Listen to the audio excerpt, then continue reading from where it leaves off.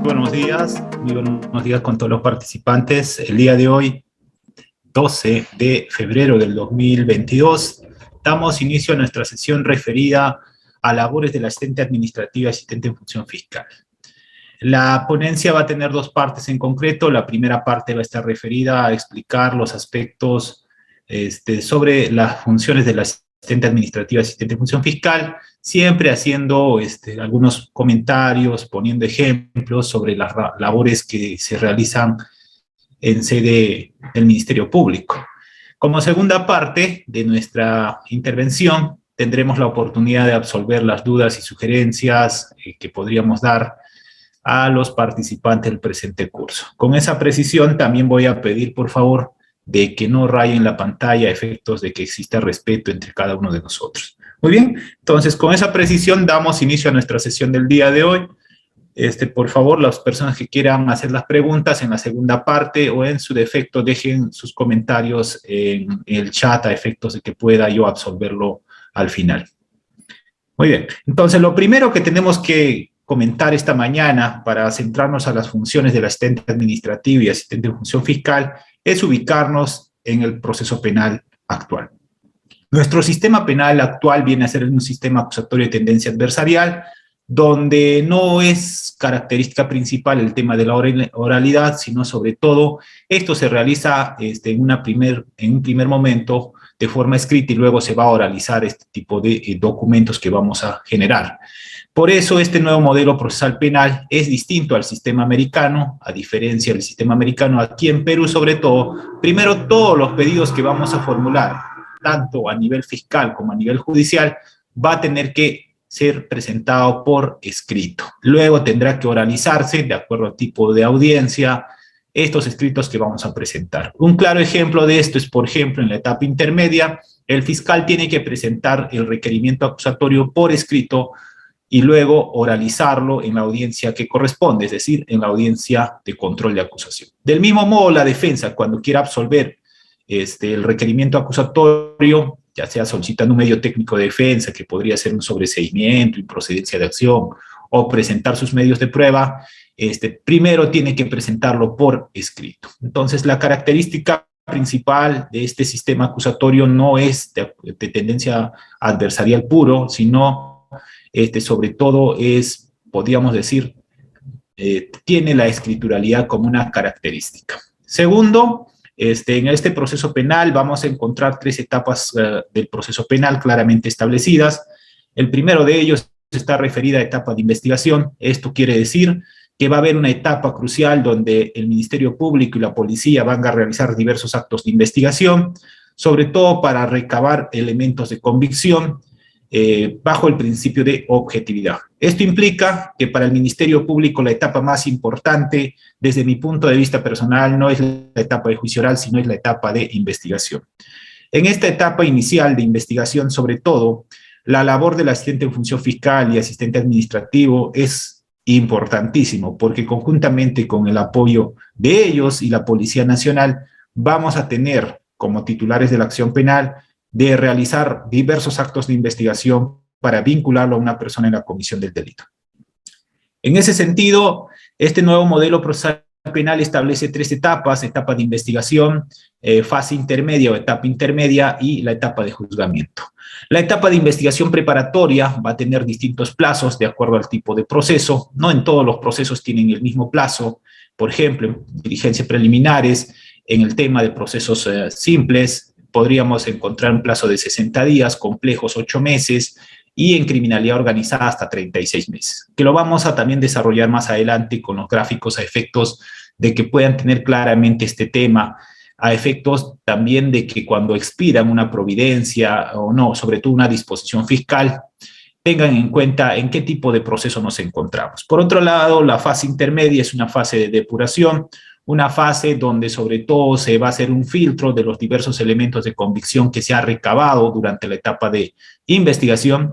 La característica principal de esta fase sobre todo se caracteriza de que los diversos medios de prueba que hemos recabado en diligencias preliminares y la preparatoria propiamente dicha tienen que cumplir con el requisito de utilidad, pertinencia y conducencia. Cuando no concurra este requisito que estamos mencionando, pertinencia, utilidad y conducencia, ese medio de prueba no va a ser admitido por el juez de investigación preparatoria para ser acreditado con las proposiciones fácticas en la etapa de juicio oral.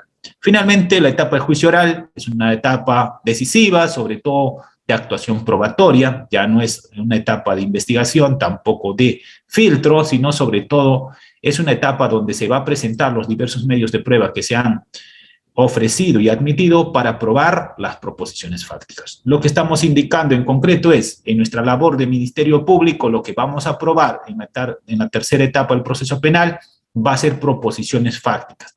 Concretamente, entonces, a todos los participantes de este grupo, quisiera yo preguntarle, ¿dónde vamos a encontrar la proposición fáctica que va a ser materia de juzgamiento en un determinado proceso penal? ¿Alguien me puede indicar? A ver, ¿alguien puede escribir por el chat o a activar su micrófono? ¿Alguien me puede decir en qué parte, dónde voy a encontrar la proposición fáctica que será materia de juicio oral? ¿Alguien?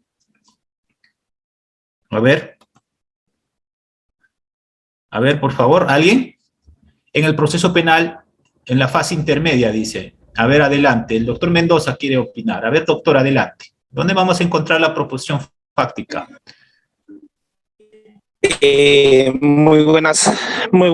Buenos días, doctor. En la etapa de investigación preparatoria, doctor. Ya, pero concretamente, ¿en qué parte? ¿En qué parte vamos a encontrar la proposición fáctica? ¿A qué hacemos mención cuando mencionamos proposición fáctica? Los hechos. O hechos. ¿Cualquier hecho o un hecho que tiene una característica? A ver. Cuando hablamos de etapa de investigación, estamos mencionando que nosotros vamos a reconstruir un hecho, pero no cualquier hecho, un hecho de relevancia jurídico-penal.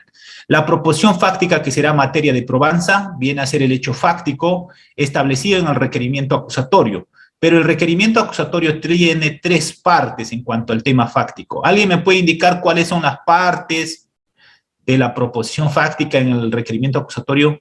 ¿Alguien? ¿Alguien que recuerde? A ver, hablan de imputación básica, pero esa imputación básica está referido justamente a algo concreto del fáctico.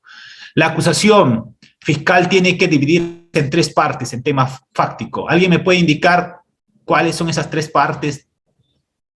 A ver, ahí, muy bien. Alguien dijo, circunstancias precedentes, concomitantes y posteriores. Efectivamente, esas son las 3 partes fácticas que debe tener un hecho de contenido jurídico penal en el requerimiento acusatorio. La siguiente pregunta que quiero preguntar a todos los participantes es, de esos tres partes de la proposición fáctica, ¿qué parte de la proposición fáctica es materia de probanza en la etapa de juzgamiento?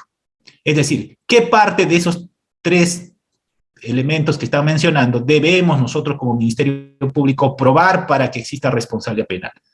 Muy bien, efectivamente. Muy bien, sí, circunstancias concomitantes. Entonces, estamos indicando que el requerimiento acusatorio tiene 3 partes en cuanto al tema fáctico, circunstancias precedentes, concomitantes y posteriores, y el hecho que será materia de probanza en la etapa de juicio oral será circunstancias concomitantes. En la circunstancia concomitante debe establecerse la circunstancia de tiempo, lugar y modo respecto al evento criminal que se le imputa a una determinada persona. Entonces, no olvidemos que el hecho materia de juicio oral va a ser un hecho de jurídico penal referido a la circunstancia concomitante contenida en un requerimiento acusatorio, ¿correcto? Entonces, ¿por qué vamos a la etapa de juicio oral? Porque vamos a reconstruir una etapa, vamos a reconstruir un evento criminal referido concretamente a la circunstancia concomitante. Ahora, en nuestra labor de Ministerio Público, asistente en función fiscal, asistente administrativo, fiscalías, ¿cuál es nuestra labor? Justamente obtener, primero, en diligencias preliminares, elementos de convicción para vincularlo a una persona en la comisión de un delito de relevancia jurídico-penal. Segundo, en la etapa intermedia, vincularlo ya como medio de prueba para probar esta circunstancia concomitante que lo vamos a llevar en el requerimiento acusatorio. Por eso existe un punto controvertido a nivel de juicio oral. Si no existiese ese punto controvertido referido a un hecho jurídico-penal, no habría necesidad de ir al juicio oral. Es decir, si una de las partes acepta, por ejemplo, la parte procesada acepta que esos hechos sí ocurrieron, entonces puede finalizar con salidas alternas, como por ejemplo una terminación anticipada, una conclusión anticipada. Existe juicio oral porque ese hecho controvertido referido a las circunstancias concomitantes no es aceptado por uno de los sujetos en el proceso penal, en concreto por parte de la persona que está siendo investigada o acusada. Entonces, no olvidar que en este proceso penal del 2004, lo que vamos a buscar como Ministerio Público es acreditar hechos de relevancia jurídico-penal sustentadas en las circunstancias concomitantes del requerimiento acusatorio.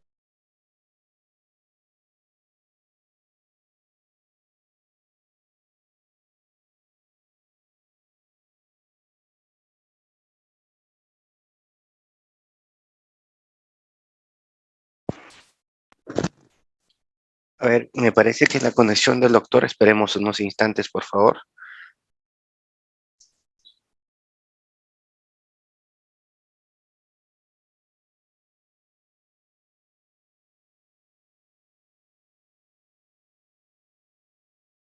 Ahora bien, entonces debemos olvidar.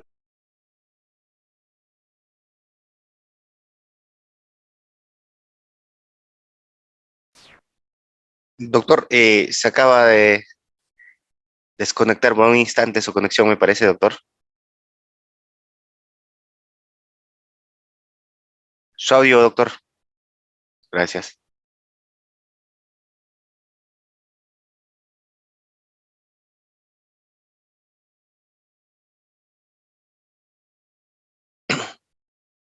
A ver, ¿me escuchan? Sí, ahora sí, doctor, claro. Muy bien, correcto. Entonces, lo que estábamos mencionando era lo siguiente, que la etapa más importante para nosotros en esta labor que vamos a realizar dentro del Ministerio Público viene a ser la etapa de investigación, como mencionaba. ¿Por qué etapa de investigación? Si nosotros no realizamos una buena investigación de un caso determinado, el resultado va a ser nefasto en la segunda etapa, que viene a ser etapa intermedia, ese caso puede ser sobreseído, o en la tercera etapa, el proceso penal, que viene a ser la etapa de juicio oral. Es decir, podemos perder un caso por un tema de insuficiencia probatoria. Por eso nuestra labor como Ministerio Público tiene que estar enfocada a agotar todos los actos de investigación referido a vincularlo y acreditar durante la etapa de investigación, diligencia preliminar y la preparatoria, sobre la comisión de un delito a una determinada persona. Vuelvo a mencionar, solo tenemos una oportunidad para hacer la búsqueda y obtención de elementos de convicción en este nuevo modelo procesal penal. A ver, vamos avanzando.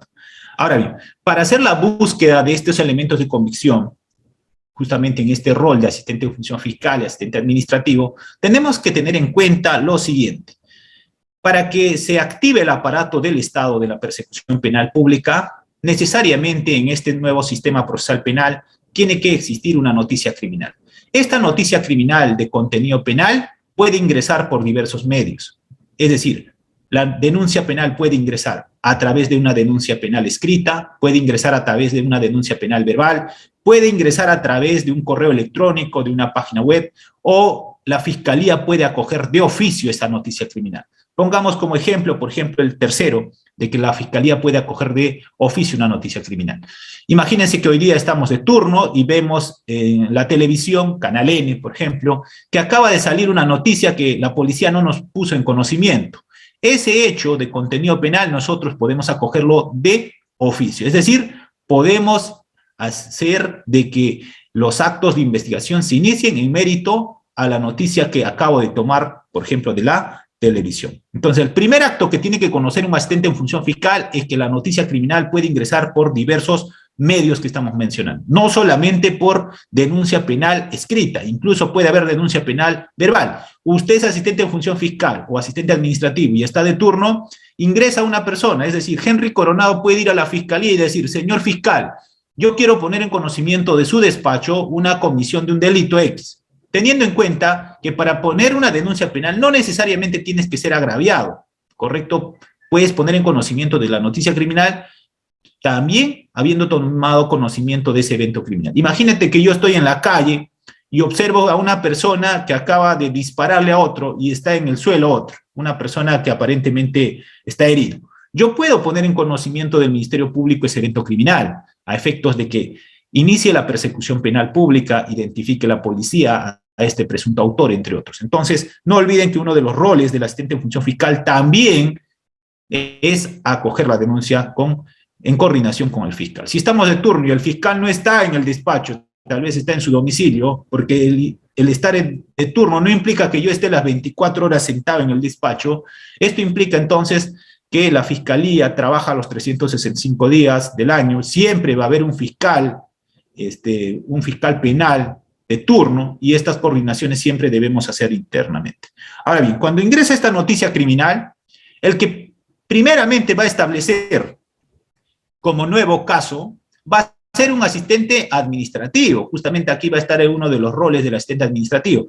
Cuando ingrese esta noticia criminal por cualquiera de los medios, el que va a digitalizarlo en el sistema informático, que viene a ser el sistema de gestión fiscal, y va a establecer un código a ese número de casos, por eso todas las carpetas tienen números correlativos, va a ser un asistente administrativo sobre todo, y este asistente administrativo lo que va a hacer acto seguido es comunicar al fiscal provincial coordinador sobre este hecho nuevo, y este fiscal provincial coordinador va a reasignar a sus pares, es decir, a los fiscales provinciales, este nuevo caso para que internamente el fiscal provincial pueda redistribuir a los fiscales adjuntos. Entonces, el procedimiento de una noticia criminal, desde mi punto de vista, tiene que conocer todo asistente de función fiscal o asistente administrativo. Si alguien les pregunta cómo usted tomó conocimiento de esta carpeta fiscal, usted puede decir, bueno, este caso primero ingresó por mesa de partes a esa noticia criminal, mesa de partes realizó la designación de ese caso a través del fiscal provincial coordinador. Ahora bien, entonces en mesa de partes lo que se va a establecer de cierto modo es establecer un código, establecer un número de carpeta y luego reasignar al fiscal provincial, ¿no? El fiscal provincial coordinador va a asignar al fiscal provincial que corresponde. En el tema del turno esto va a variar, como lo vamos a mencionar más adelante. Ahora bien, entonces la distribución interna de este nuevo caso se puede hacer en forma física y por sistema informático. Primero por sistema informático, es decir, por el SGF lo van a derivar y luego se le hace la entrega física al fiscal provincial que corresponda, ¿no? Entonces, lo que hay que también conocer sobre este nuevo modelo es que existe un organigrama de cómo ingresan las denuncias y cómo se distribuyen estos casos internamente en las fiscalías provinciales corporativas. El fiscal provincial delegado, como mencionaba, va a ser un fiscal, sobre todo, que se va a encargar de la redistribución de la carga y también de supervisar la labor de los fiscales del despacho fiscal corporativo. En este nuevo modelo procesal penal siempre vamos a tener un fiscal provincial delegado que va a ser prácticamente el nexo entre los fiscales provinciales, fiscales adjuntos y el fiscal superior que va a haber siempre en una fiscalía provincial corporativa. Ahora bien, este fiscal provincial delegado va a ser designado por el fiscal superior y por un periodo de 6 meses que puede también prorrogarse, ¿correcto? Entonces, en cuanto a la línea de autoridad, el fiscal provincial coordinador va a depender del fiscal superior y va a ser el nexo con sus pares fiscales provinciales y fiscales adjuntos. Entonces, si nosotros queremos, sobre todo, ver, por ejemplo, que en un despacho fiscal, ¿por qué tanta carga en un despacho y en otra menos carga? Habrá que conversar con el fiscal provincial coordinador a efectos de que redistribuya equitativamente la carga. No por el hecho de que tal vez uno de ellos, un fiscal provincial de un despacho X, tiene algún vínculo de amistad, le da los casos más simples o le da menos carga. Debería ser la redistribución interna equitativa. Ahora bien, señalado esto, lo que tenemos que indicar entonces, más o menos, haciendo un gráfico a efectos de que ustedes puedan entender lo que estamos comentando el día de hoy respecto al tema de la redistribución de la carga, en primer momento, es del siguiente modo.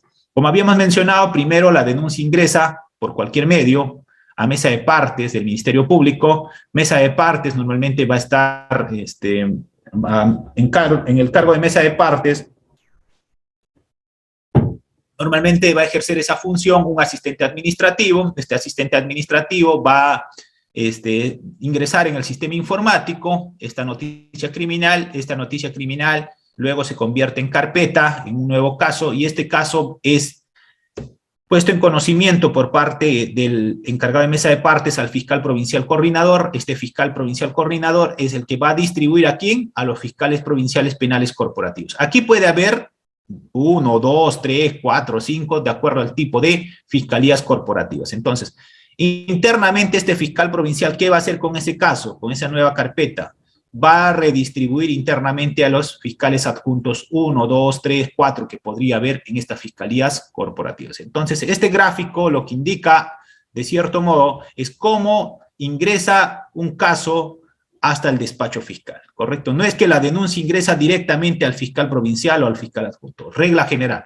La excepción es cuando el despacho fiscal está de turno, entonces cuando está de turno, todo lo que ingrese durante el turno lo va a coger o va a ser de conocimiento de este despacho fiscal provincial. Este despacho fiscal provincial también internamente se redistribuye. Puede ser que de turno esté este fiscal 1, fiscal 2, fiscal 3. Imagínense que en el turno del fiscal 1 ingresó 3 denuncias, entonces será de conocimiento del fiscal del turno 1, por ejemplo.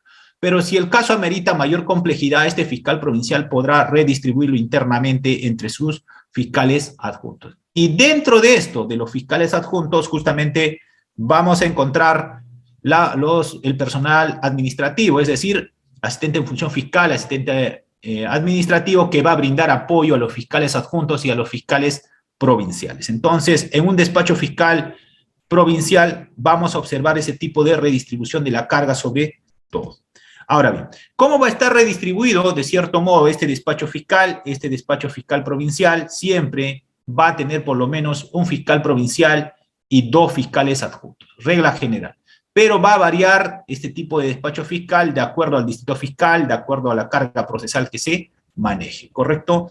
Y también va a variar en cuanto al personal de apoyo, que viene a ser asistente en función fiscal y asistente administrativo. Entonces, regla general, para que puedan entender cómo está compuesto un despacho fiscal corporativo, un fiscal provincial, por lo menos 2 fiscales adjuntos y personal administrativo, que puede ser 2 asistentes en función fiscal y un asistente administrativo, entre otros. Entonces, si nosotros hacemos un gráfico de lo que estamos mencionando, podríamos indicar del siguiente modo.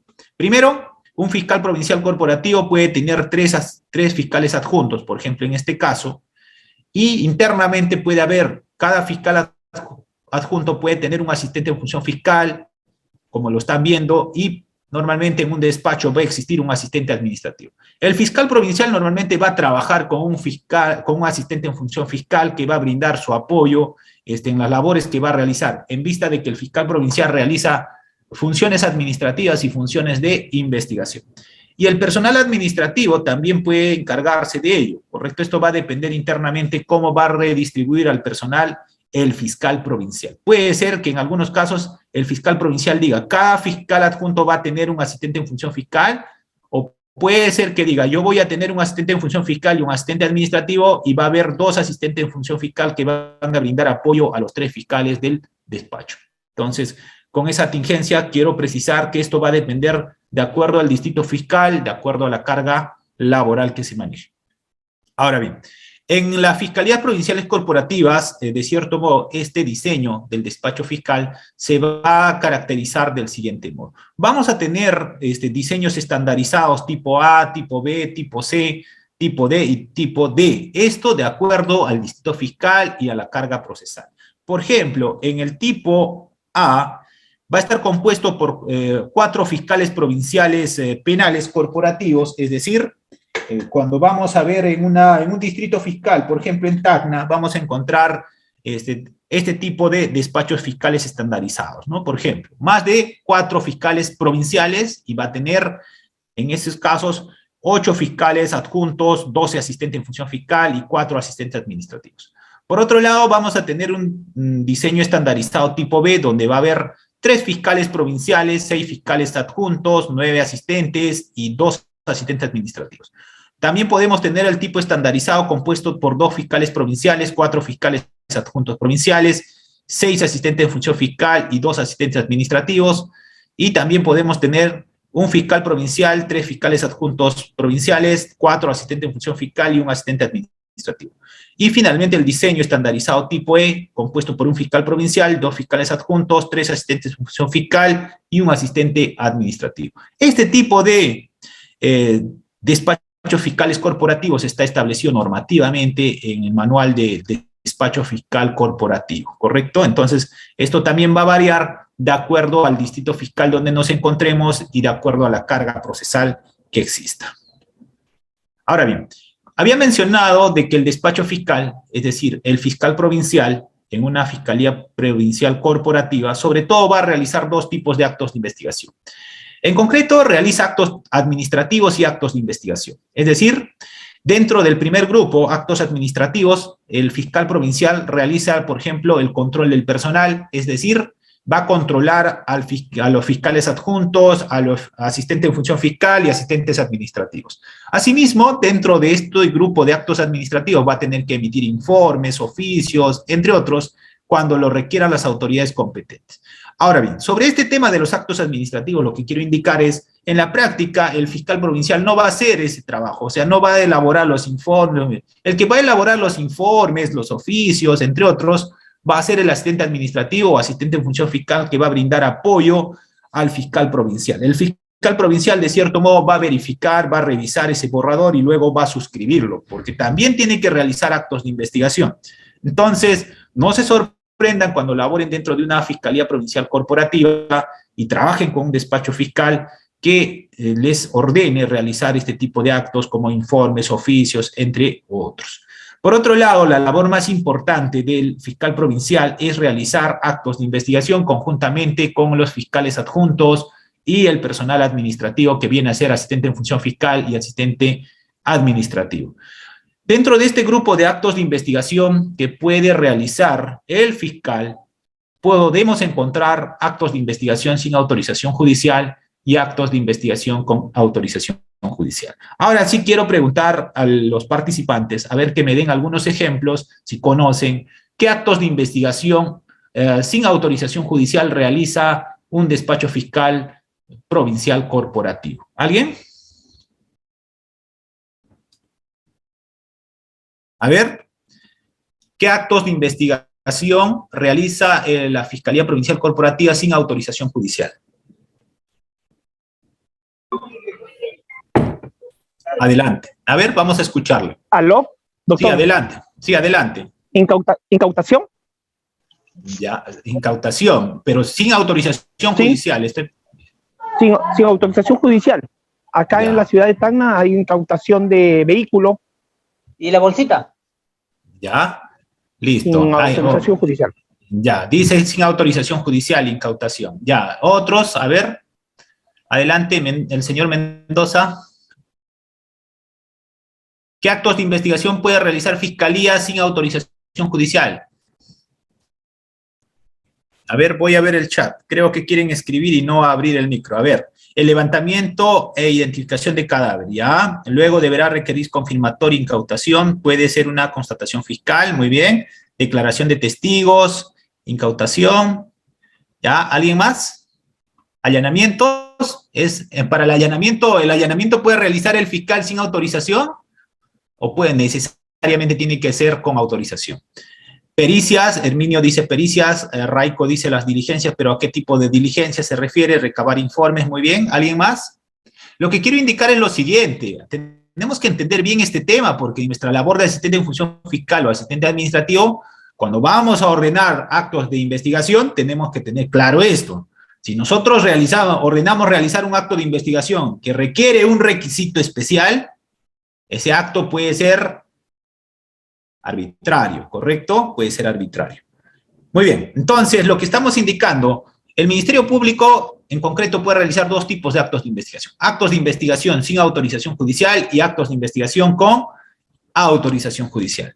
Y lo vamos a ver en esta siguiente lámina. En el primer grupo que vamos a mencionar, actos de investigación sin autorización judicial, puede estar, como bien lo han señalado, toma de declaraciones, por ejemplo, del imputado, de testigos, ordenar las diversas pericias a efectuarse, una pericia médico-legal, pericia psicológica, pericia contable, entre otros, que no requiere necesariamente, incluso puede recabar documentos, que no requieren autorización judicial. Por otro lado, la Fiscalía sí requiere autorización judicial para un grupo de actos de investigación que afectan derechos fundamentales. Por ejemplo, en un tema de allanamiento que han mencionado, será necesario que tenga autorización judicial para su materialización, ¿correcto? En caso de que no se tenga esa autorización judicial, por ejemplo, en casos de de que se quiera intervenir, que no esté en casos de flagrancia, por ejemplo, entonces en esos supuestos no podría ejecutarse esa orden que dé el fiscal, ¿correcto? Entonces no olvidar eso. Por ejemplo, para el tema de las interceptación de las llamadas telefónicas, necesariamente tendrá que existir autorización judicial. Entonces, tener en cuenta este tema cuando nosotros vamos a ejercer este cargo de asistente de función fiscal, fiscal o asistente administrativo, que hay dos grupos de actos de investigación de manera muy macro, estamos mencionando, que en Fiscalía puede llevar a cabo. Actos de investigación sin autorización judicial y actos de investigación con autorización judicial. Este segundo grupo, actos de investigación con autorización judicial, se va a darse siempre y cuando afecten derechos fundamentales. Si yo obtengo este grupo sin esta autorización, estos elementos de convicción, podría ser pasible de una denuncia penal, también de una responsabilidad administrativa. Segundo, todo lo que he recabado podría ser declarado nulo, es decir, podría ser desterrado del acervo documental de la carpeta fiscal. Y para eso la defensa, ¿qué va a poder hacer? Justamente podría plantear una exclusión probatoria, ¿no? A través de un tema de una tutela referido a prueba ilícita obtenida, ¿no? Por un requisito de procedibilidad que estaría referido a que esos medios de prueba fueron obtenidos ilegalmente y con violación de derechos fundamentales. Ahora, ¿qué debemos realizar entonces una vez que ingresa la denuncia penal y es distribuida la carpeta por el fiscal coordinador? A ver, ¿alguien me puede indicar qué acto inmediato debemos hacer luego de que ingresa la carpeta ya en distribución al despacho fiscal? ¿Cuál es el primer acto que usted realizaría como asistente en función fiscal o asistente administrativo o fiscal? Recién, imagínense que recién la han designado como fiscal y acaban de darle la carpeta. ¿Qué actuaría como primero? A ver, Robinson dice se califica, Elizabeth dice se debe calificar, leer la carpeta y verificar si se apertura o no, la calificación de la denuncia. A ver, ¿alguien más? Muy bien, me gusta este grupo porque este grupo parece que está bien preparado para este cargo. Entonces, lo primero que tenemos que hacer cuando nos redistribuye la carpeta, es decir, acaba de ingresar la noticia criminal, han generado un código que viene a ser el número de carpeta, el fiscal provincial coordinador la ha distribuido al fiscal provincial y el fiscal provincial me lo ha redistribuido internamente, lo primero que tengo que hacer es calificar la denuncia, calificar. Esto implica, sobre todo, ¿qué? Verificar qué parte. ¿Qué parte tengo que verificar? A ver, ¿alguien me puede decir? Calificar la denuncia, ¿qué implica? A ver, ¿alguien? A ver, por el chat, si desea. Calificar la denuncia, ¿qué implica? ¿Qué debo verificar cuando voy a hacer la calificación? Le dice a usted que es asistente en función fiscal, le dice, a ver, califique la denuncia. Claro. Entonces, lo primero que tendríamos que ver es que si ese hecho es de relevancia jurídico-penal, ¿correcto? Segundo, hay que ver el tema de la prescripción. Tercero, habría que ver si somos competentes para asumir ese cargo, o sea, esa investigación, entre otros. ¿Correcto? Entonces, lo más importante dentro de la calificación, desde mi punto de vista personal, son esos tres elementos. Primero, el hecho. No cualquier hecho, porque para aperturar una diligencia preliminares tiene que tener un hecho de relevancia jurídico-penal. Segundo, el tema de la prescripción. Tal vez la noticia que me pone en conocimiento del despacho fiscal es un hecho que ha prescrito. Me dice, señor fiscal, en el año 2000, cuando estaba caminando por la avenida Tacna, un sujeto no identificado me amenazó con un cuchillo y me robó un celular que estaba valorizado en 5.000 soles. Pero me estás denunciando un hecho del año 2000 y estamos en el 2023, o sea, ¿pasó cuánto tiempo? Ya tal vez ha prescrito, ¿correcto? Hay que evaluar ese tema. Segundo, lo que tenemos que evaluar sobre todo es el tema fáctico. Cuando el denunciante pone en conocimiento de la fiscalía el tema fáctico, a veces suele poner en conocimiento un hecho genérico, es decir, que no se entiende. Tal vez ha escrito como 5 hojas, pero de los 5 hojas no entiendo a qué se refiere este hecho concreto. ¿Correcto? Entonces, tengo que calificar si ese hecho tiene relevancia jurídico-penal. Muy bien. Entonces, primer acto a realizar, no se olviden, como asistente en función fiscal, no es aperturar, no es copiar lo que ha dicho el denunciante o que ha presentado con su escrito de la denuncia y copiarlo y ponerlo en el tema fáctico de la diligencia preliminar. Muchos cometen ese error. Nosotros, Ministerio Público, somos los que adecuamos el hecho al tipo penal. Si vemos que el hecho materia de denuncia penal es genérico, entonces lo primero que tenemos que hacer, ¿qué es? A ver, ¿alguien me puede decir? ¿Qué hago? ¿Lo dejo ahí archivado? ¿Lo dejo sin calificar? ¿Qué hago? Muy bien, alguien me está dando la razón. Muy bien. Robinson, creo que estaba en mi clase anterior. Lo primero que vamos a hacer, si estabas, te agradezco, Robinson. Lo primero que tenemos que hacer es expedir una providencia fiscal sin todavía aperturar diligencias preliminares, citándolo a quién, a este denunciante, y nos precise, pues, en qué consiste el hecho. Cuéntame, a ver, señor, el hecho. Yo lo voy a sacar más. Ah, ya, el hecho es esto. Muy bien. Una vez que tenga ese tema fáctico, porque no es necesario que tenga un tema fáctico preciso, por lo menos tiene que ser algo entendible, circunscrita en lugar, tiempo, modo, pues no, por lo menos algo genérico, yo puedo, como acto seguido, disponer el inicio de las diligencias preliminares. Segunda recomendación aquí, cuando usted sea asistente en función fiscal, asistente administrativo, no haga la copia y pega del fáctico que ha puesto en denuncia a esta persona, porque este fáctico luego no le va a llevar a un buen camino para hacer actos de investigación. El fáctico tiene que ser algo claro, porque lo que vamos a reconstruir, como he mencionado, va a ser un hecho del pasado que tiene un contenido jurídico penal. Entonces, para eso vamos a enfocar todo nuestro esfuerzo para reconstruir. Entonces, la recomendación aquí es cuando el hecho materia de denuncia penal sea genérico, lo primero que tenemos que hacer es expedir una providencia, citarlo a este denunciante, que nos precise, una vez que nos precisa, eso va a ser como el antecedente para aperturar la diligencia preliminar. ¿Cómo lo voy a poner? Visto la denuncia penal presentada de fecha tal, así como la declaración vertida de su ampliación de denuncia de tal persona, se deduce, ¿no? Entonces ya de ahí sacas el tema. El otro tema, recomendación.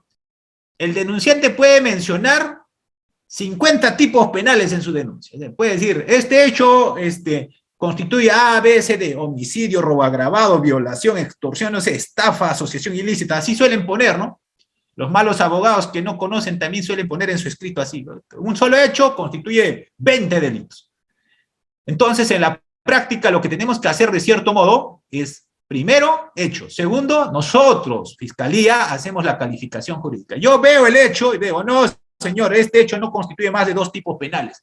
Esto constituye solamente un tipo penal. Recordemos que el hecho es el que busca el tipo penal. No es que el tipo penal busca el hecho. Adecuación del hecho al tipo penal. No se olvide sus cursos de pregrado. Entonces, lo que tenemos que hacer como acto seguido, cuando vamos a hacer la calificación de la denuncia, es primero hecho, luego calificación jurídica. Es decir, yo establezco como Ministerio Público a qué tipo penal se adecua ese hecho materia de denuncia penal. No es hacer la copia y pega. Seguramente muchos lo han hecho y también han cometido ese error, ¿no? De que todo lo que dice el denunciante lo plasmo en las diligencias penales. Incluso el mismo delito que tal vez ni constituye, igual lo pongo. Y a partir de eso dispongo actos de investigación. Por eso fallamos en nuestra estrategia de investigación desde mi punto de vista personal. Ahora bien, señalado esto entonces, una vez puesto en conocimiento la noticia criminal, lo que corresponde es hacer la calificación de la denuncia y podemos optar por varias opciones. Seguramente muchos ya lo conocen, entre ellos podemos disponer el archivo liminar del caso, vemos pues que este hecho no tiene relevancia jurídico penal, este hecho no constituye delito o existe una causas de extinción previstas en la ley. Entonces, en esos casos puedo disponer ¿qué? Archivo liminar. Y aquí mi recomendación sobre todo si vamos a hacer archivo. Cuando vamos a disponer archivo en diligencias preliminares, tenemos que establecer si el archivo es por un tema de atipicidad, si el archivo es por un tema, como estamos mencionando, por prescripción, si el archivo es por un tema de falta de elementos de convicción, ¿correcto? Asimismo, podemos aperturar investigación preliminar y disponer la reserva de la investigación, siempre y cuando falte un requisito de procedibilidad. Esto implica que para poder continuar con los actos de investigación necesito un dato objetivo. Un ejemplo de esto podríamos indicar, por ejemplo, estamos en delitos ambientales, necesitamos un informe de la OEFA y no tenemos ese informe para hacer actos de investigación. Entonces, en esos casos, podemos disponer la reserva provisional de la investigación. Llega el informe, continuamos con los actos de investigación. Asimismo, podemos optar por otras alternativas una vez realizada la calificación de la denuncia, aperturar investigación preliminar, realizar diversos actos de investigación, entre otros. Lo que justamente mencionaba uno de sus colegas era justamente cuando el hecho fáctico no sea preciso, lo recomendable es expedir una providencia fiscal. Pero si el hecho es claro, ha establecido claramente en la denuncia, no ha prescrito la acción penal, dispongo diligencias preliminares. Para disponer diligencias preliminares no es necesario que el denunciante me individualice al autor, porque yo puedo aperturar diligencias preliminares en contra de los que resulten responsables. Lo ideal sería que la denuncia señale un hecho fáctico claro, que la acción penal no haya prescrito y luego que individualice a la gente. Por ahí me dice, ¿y por qué no apertura diligencias preliminares en este caso? Si el hecho es muy genérico, no, pues yo necesito para enfocarme para los actos de investigación, porque ¿qué voy a hacer? Voy a plantear una hipótesis de trabajo, voy a plantear una teoría del caso. Y para plantearme una teoría del caso, yo necesito, desde mi punto de vista personal, que el hecho sea por lo menos entendible. Porque todos los esfuerzos que voy a hacer, voy a citar a testigos, voy a pedir informes, voy a ordenar pericias, tiene que estar enfocado al tema fáctico. Desde mi punto de vista, al final, ¿qué vamos a hacer? De estos resultados de elementos de convicción que vamos a recabar en diligencias preliminares y la preparatoria, el fiscal puede establecer su fáctico, desde mi punto de vista personal. ¿Correcto? Claro, no alterando tanto en lo que puso en conocimiento la noticia criminal. Porque al final, ¿qué voy a probar? Un tema fáctico. ¿Y con qué voy a probar? Con medios de prueba. Que inicialmente, ¿qué fueron? Elementos de convicción. Entonces yo, como fiscal, hago mi estrategia. Digo, el hecho fáctico es de este modo. ¿Resultado de qué? Resultado de los elementos de convicción. El resultado de la pericia me puede decir que este evento ha ocurrido de este modo. La declaración de los testigos me puede decir, de este modo ha ocurrido el evento criminal. Entonces, antes de dar por finalizado, por ejemplo, la preparatoria, yo como fiscal o asistente de función fiscal, puedo sacar una disposición de precisión fáctica de los hechos y calificación jurídica, antes de irme al requerimiento acusatorio. Entonces, ¿qué llevo? Un hecho que yo estoy seguro que voy a probar con todos estos elementos de convicción que he recabado en la preparatoria y ahora los ofrezco como medios de prueba y los voy a actuar como medios de prueba en la etapa de juicio oral para probar la proposición fáctica. Entonces, mi recomendación personal es, algunos dirán, ¿pero por qué no apertura de diligencias preliminares? Desde mi punto de vista, es mejor tener claro desde el inicio. No pierdes tiempo de llamar al denunciante con una providencia para que te precise el tema fáctico. Y de ese modo, puedas hacer correctamente, primero, la precisión fáctica, segundo, la calificación, o sea, la adecuación del hecho al tipo penal. Ahora bien, entonces, diligencias preliminares en el nuevo modelo tienen distintos plazos de acuerdo al tipo de proceso, ¿correcto? De acuerdo al tipo de proceso. El tipo de proceso establece el tipo de plazo. Procesos simples, pongamos de este modo, 60 días, procesos complejos, 8 meses, y de criminalidad organizada hasta 36 meses, ¿correcto? Entonces, cuando nosotros estemos en una fiscalía, tendremos que ubicarnos, si estamos en fiscalías comunes, por ejemplo, para un robo, un homicidio, el plazo de diligencia preliminar es 60 días, procesos complejos, estoy en una fiscalía como asistente en función fiscal, en fiscalías de corrupción de funcionarios, por ejemplo, y estoy viendo colusión agravada, puedo disponer desde el inicio diligencias preliminares ¿por cuánto? A ver, ¿alguien me dice? A ver, voy a ver el chat. Hasta por un plazo de 8 meses, correcto. Y si estoy en una fiscalía de crimen organizado, estoy viendo a los malditos del sur, los malditos del sur que se han apropiado de todo el patrimonio, no sé, pues, de la región del sur, pongamos de Puno. Diligencias preliminares de plazo de hasta 36 meses. Entonces, por eso menciono que el tipo de proceso en la que nos encontremos y los delitos que van a ser materia de investigación van a determinar el plazo. ¿Importantísimo o no el plazo? Importantísimo. ¿Por qué? Porque solamente durante ese plazo tenemos la oportunidad de ¿qué? De hacer algo concreto. La búsqueda y la obtención de elementos de convicción. Búsqueda y obtención de elementos de convicción. Y para eso vamos a desplegar todo nuestro esfuerzo como Ministerio Público, utilizando diversas técnicas de investigación.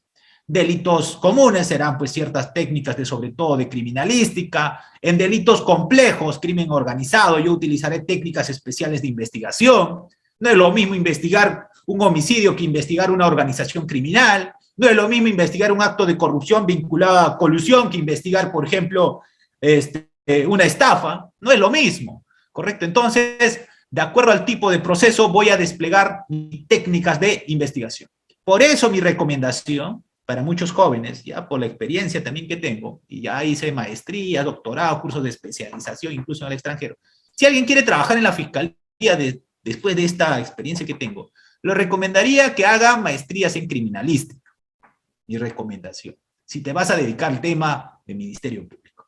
Derecho penal, no. Desde mi punto de vista, no. Derecho penal es más práctico, pero criminalística necesita conocimientos científicos. Y un fiscal, un juez, desde mi punto de vista, incluso un abogado, necesita conocer criminalística, sobre todo para la reconstrucción del evento criminal. Ahora bien, entonces lo que estaba mencionando era, si estamos en criminalidad organizada, mi estrategia de investigación como asistente en función fiscal o fiscal será enfocado a utilizar técnicas especiales de investigación. ¿Para qué? Para reconstruir el evento criminal. Vuelvo a mencionar, en todos los delitos de percepción penal pública lo que vamos a buscar es reconstruir el evento criminal y luego ¿qué? Vincularlo a la persona que habría cometido ese ilícito. En criminalidad organizada, por ejemplo, una técnica especial que vamos a utilizar como técnica 1 desde mi punto de vista personal será la videovigilancia. Creo que esa técnica es trascendental para el tema de criminalidad organizada. ¿Qué quiere decir esto? Lo primero que vamos a hacer es, como despacho fiscal, disponer que efectivos policiales realicen, por ejemplo, la captura de imágenes y en video de presuntos miembros de la organización. Y para eso voy a disponer con una disposición que se realice esa actividad durante un determinado plazo, para la grabación fílmica en lugares públicos. Pero si ya observamos que esto es más, se requiere más actos de investigación, necesito grabaciones en ambientes privados, entonces como fiscal solicitaré autorización judicial para grabaciones fílmicas o toma de imágenes, capturas en lugares cerrados. Esa técnica especial de investigación, trascendental para criminalidad organizada. Una vez que obtenga esos resultados de las grabaciones fílmicas, fotografías, puedo continuar con otras técnicas especiales de investigación, como por ejemplo, el famoso, ¿no?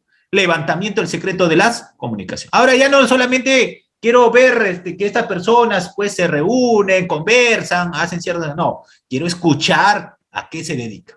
Quiero saber qué hacen. Esto sirve justamente para desarticular las organizaciones criminales. Como acto seguido, otra técnica especial de investigación será las escuchas telefónicas. Como ya tengo estos datos, entonces pido autorización judicial, justamente por eso mencionaba que el fiscal puede realizar dos tipos de actos de investigación. Actos de investigación sin autorización judicial y actos de investigación con autorización judicial.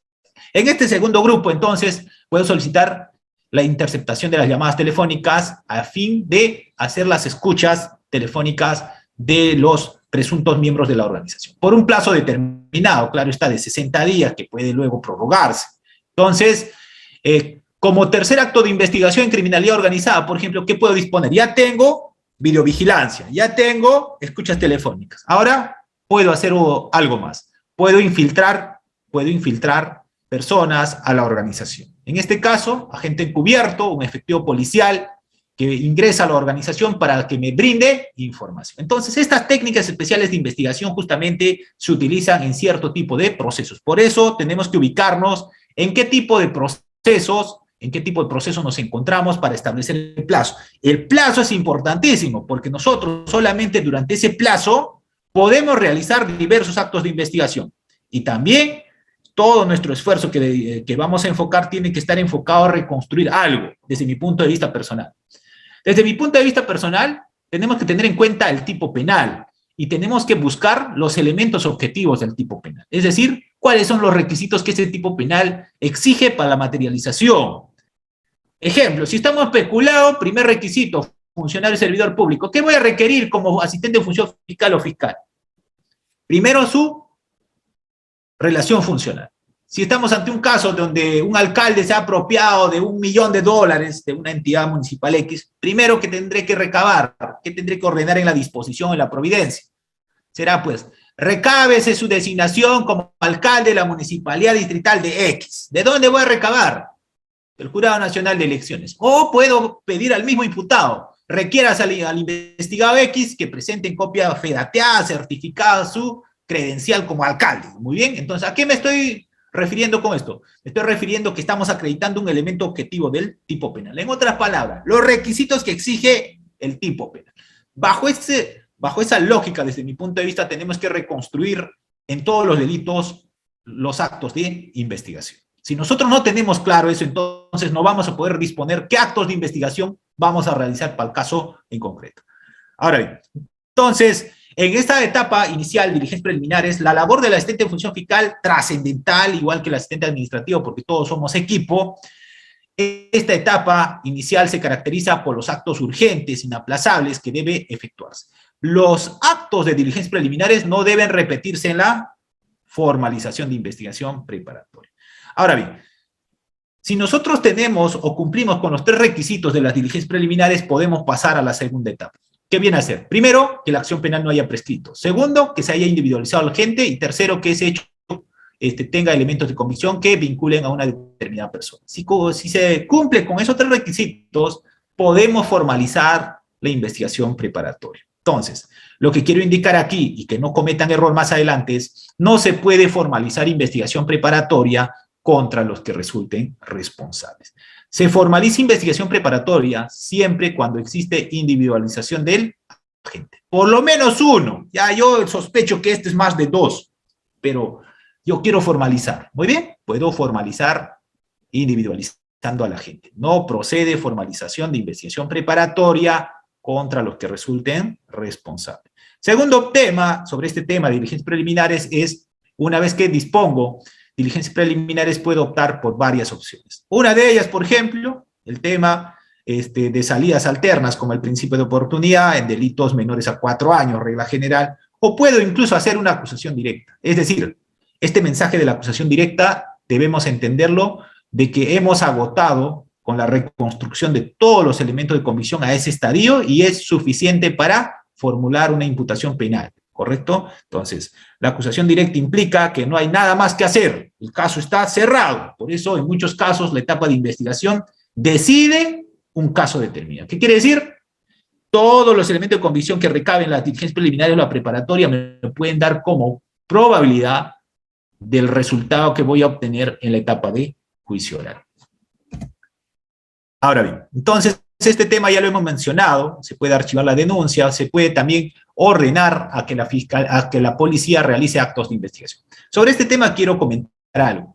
Cuando ha ingresado la noticia criminal al despacho y se ha distribuido internamente al fiscal, podemos optar por 2 opciones. Primero, que la investigación se lleve a cabo en despacho fiscal, o segundo, podemos disponer que esta investigación se lleve a cabo en sede policial. Si es en sede policial, tenemos que establecer un plazo y de ese modo, tenemos que ordenar los actos de investigación que deben efectuarse en sede policial, estableciendo un plazo para que remita el informe policial.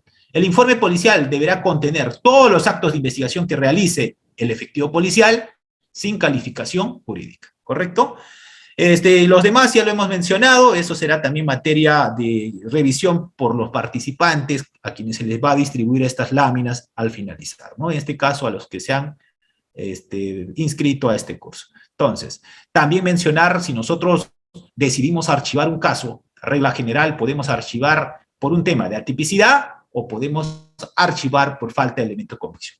Si archivamos por falta de elemento de convicción, debemos establecer en la disposición que si aparecen más adelante nuevos datos, indicios, habrá la posibilidad del reexamen del archivo fiscal, ¿correcto? Segundo punto a recomendar para todos mis estimados amigos es la disposición de archivo se notifica al denunciante y al agraviado. Si usted no notifica al denunciante, nulo esa disposición que ha consentido, ¿correcto? Cuidado, porque eso puede traer responsabilidad funcional.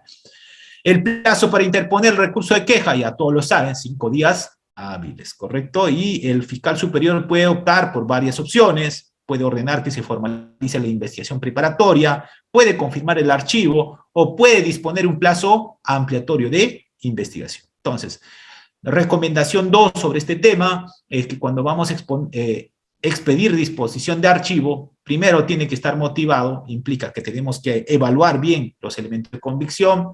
Segundo, no mezcle el tema de atipicidad con falta de elemento de convicción. No mezcle. Sea honesto al dar ese mensaje al cliente que viene a ser el imputado, por qué motivos usted archiva o formaliza. Es decir, nuestro cliente en la fiscalía justamente son los imputados, los procesados y la parte agraviada. No vamos a decir, no sé por qué, cuando uno lee una resolución de esta naturaleza, diligencia preliminar, tiene que deducir del contenido mismo, de ese mensaje que nos da la autoridad, por cuál es el fundamento por el cual archiva. Tiene que decirme, de opinión personal, yo considero que el fiscal debería decirme en una disposición de archivo si el archivo es por un tema de atipicidad o por falta de elemento de comisión, pero que me lo exprese, no que yo deduzca, me diga, el presente caso se archiva por atipicidad, por esto, que el hecho denunciado tiene una pena de 3 años, al momento de la apertura de diligencias preliminares había transcurrido 10 años y concurre conforme al artículo 80 del Código Penal, la prescripción, ya, que me motive. Si es por falta de elemento de comisión, que me indique que ha agotado todos los actos de investigación, es decir, hemos realizado todos los actos de investigación, pero no es posible vincularlo a esta persona en la comisión del delito y por tanto se dispone su archivo, ¿correcto? Entonces, ese tema tenemos que practicarlo desde el Ministerio Público a efectos de dar la respuesta, una respuesta razonable al investigado, a la parte denunciante o la parte agraviada. Entonces, si optamos con aperturar diligencias preliminares, lo que tenemos que hacer como acto seguido es hacer un plan de trabajo. Ese plan de trabajo se denomina teoría del caso, y esa teoría del caso es prácticamente una hipótesis de trabajo. ¿Qué quiere decir? Todos los esfuerzos que vamos a desplegar tienen que estar encaminados ¿a qué? A reconstruir un evento criminal. Pero ese evento criminal no va a ser un hecho, ese hecho del pasado no va a ser un hecho real. ¿Por qué no va a ser un hecho real? Porque vamos a construir una verdad judicial, es decir, no vamos a poder reconstruir al muerto, no vamos a poder hacerlo vivir al muerto, pero lo que yo puedo reconstruir con estos indicios que voy a recabar es una verdad judicial que tendrá que ser de acogida por todos los sujetos procesales en la última etapa del proceso penal, que viene a ser la etapa de juicio oral. Por eso, desde mi punto de vista personal, jamás vamos a poder reconstruir un hecho real, sino lo que vamos a dar es una respuesta con una verdad judicial que tendrá que ser de acogida por todos los sujetos procesales. Entonces, esta hipótesis de trabajo tiene que estar enfocado desde mi punto de vista a recabar elementos objetivos del tipo penal. Como ya mencioné el ejemplo del caso del alcalde, tiene que estar enfocado a acreditar cada presupuesto. El alcalde, primero, funcionario público. ¿Basta para ser imputado peculado? No. Segundo, ¿qué necesito? Relación funcional con el bien. A ver, yo pregunto al público, usted como asistente de función fiscal, ¿qué recabaría para vincular a esta persona como en cuanto a la relación funcional con el bien? A ver, ¿alguien que quiera participar? A ver, voy a revisar el chat. La preexistencia, no. Ya he mencionado en el ejemplo del alcalde, primero sería relación funcional y para eso he recabado el credencial de su designación como alcalde. Segundo requisito, relación funcional con el bien. La resolución, la designación como alcalde, eso sería con primer presupuesto. Relación funcional con el, no, funcionario servidor público. A ver, otra, ¿alguien? ¿Qué documento usted como asistente en función fiscal tendría que recabar para establecer la relación funcional con el bien en el ejemplo que hemos puesto? Cuadro de asignación de funciones. Ah, ya va, pues. Joel acertó, ¿no? En el MOF, en el ROF o documento de gestión interna, tiene que estar claramente, expresamente establecida esa función, que viene a ser administración, custodia o percepción. Si no existe ello, previamente establecido, esa persona no podrá ser investigado como autor de ese delito, pero podrá ser cómplice, ¿correcto? Entonces, en el delito de peculado necesitamos que esta persona sea funcionario. Segundo, relación funcional del bien. La relación funcional del bien, ¿dónde voy a encontrar? En el manual de organización de funciones u otro documento de gestión interna que establezca claramente en qué consiste su función. Pongamos a modo de ejemplo que su función es administrar los caudales de la entidad municipal. Ahí está, pues. Y luego, ¿qué voy a buscar? El tema de la apropiación. La apropiación se dio para sí o para otro, y para esto voy a desplegar diversos actos de investigación para acreditar ese tercer presupuesto. Para eso tomaré declaraciones, realizaré exhibiciones, mandaré a pericias, entre otros, ¿correcto? A eso me refiero cuando yo menciono que una vez que se establezca la hipótesis de trabajo tiene que estar enfocado ¿a qué? A recabar elementos objetivos del tipo penal. A modo de ejemplo, estamos poniendo el caso del alcalde. En cualquier otro delito, del mismo modo. ¿Cuáles son los requisitos o presupuestos objetivos que pide este tipo penal para acreditar?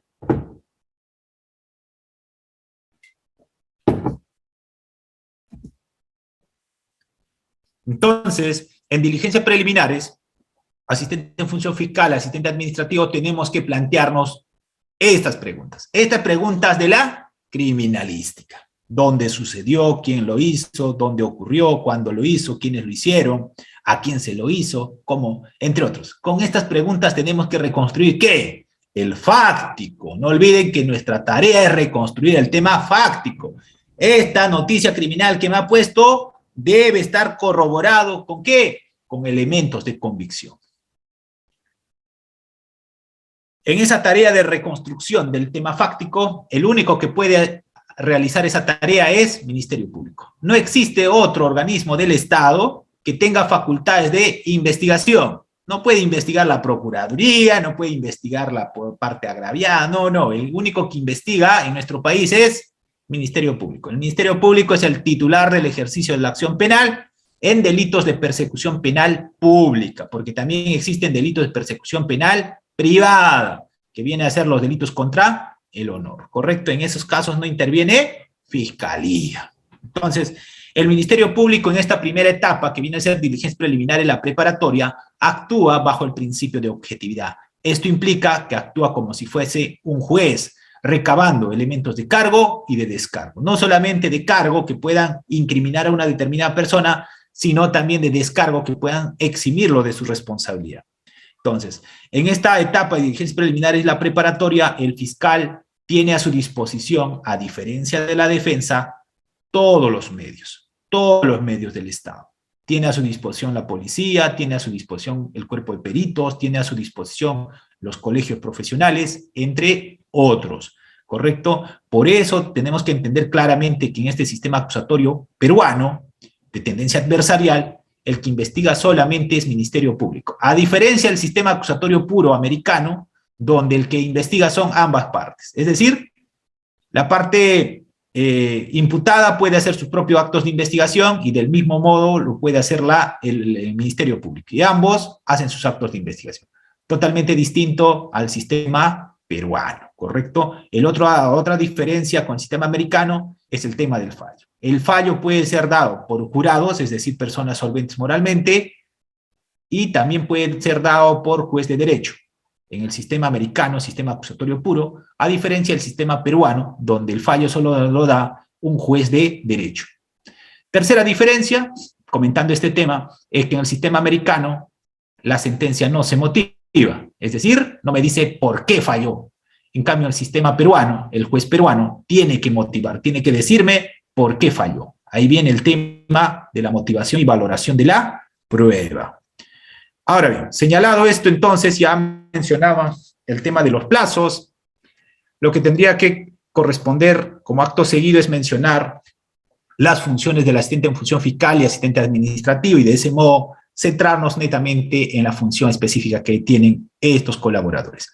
Como ello, tendríamos que mencionar como base anterior su base normativa. Esta resolución de la Fiscalía de la Nación 1735-2014 hace mención al Manual de Organización y Funciones de Despacho Fiscal Corporativo, y dentro de este Manual de Organización y Funciones de Despacho Corporativo vamos a tener justamente en este documento normativo las funciones del asistente en función fiscal y asistente administrativo. También tener en cuenta esta resolución de la Fiscalía de la Nación 1110-2020, de fecha 7 de octubre del 2020, así como la resolución número 748-2006, que está referido al tema del manejo de la carpeta fiscal. De manera general, podríamos precisar que el responsable del manejo de la carpeta fiscal es el asistente en función fiscal o asistente administrativo. Cuidado que se les pierda la carpeta. Puede traer como consecuencia responsabilidad funcional gravosa. Ahora bien, entonces, señalado esto, lo que tenemos que indicar es cuáles son estas funciones del asistente en función fiscal en este despacho fiscal corporativo.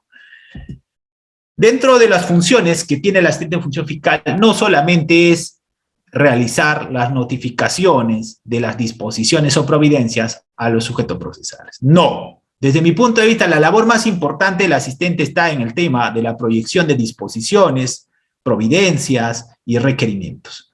También dentro de ello está el tema de coadyuvar en la recopilación y procesamiento de la información que se va a recabar y gestionar que esta información pues llegue oportunamente al despacho fiscal. Y aquí quiero hacer mis comentarios sobre todo lo que ocurre en la práctica.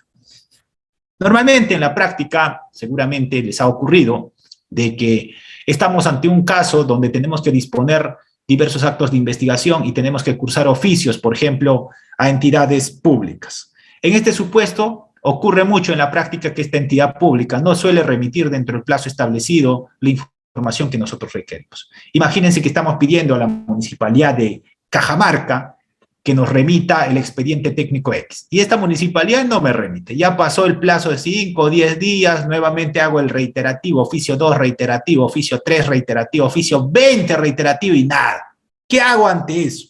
¿Hay algo que podemos hacer? Claro que sí. A ver, ¿qué haría usted? A ver, primero yo pregunto y luego les voy a dar mi opinión personal que surte efecto en este tema. ¿Qué haría usted si presento mi oficio y no me contesta? Reiterativo, no me contesta. ¿Qué haría usted como asistente en función fiscal? ¿O qué sugeriría a su fiscal provincial o a su fiscal adjunto?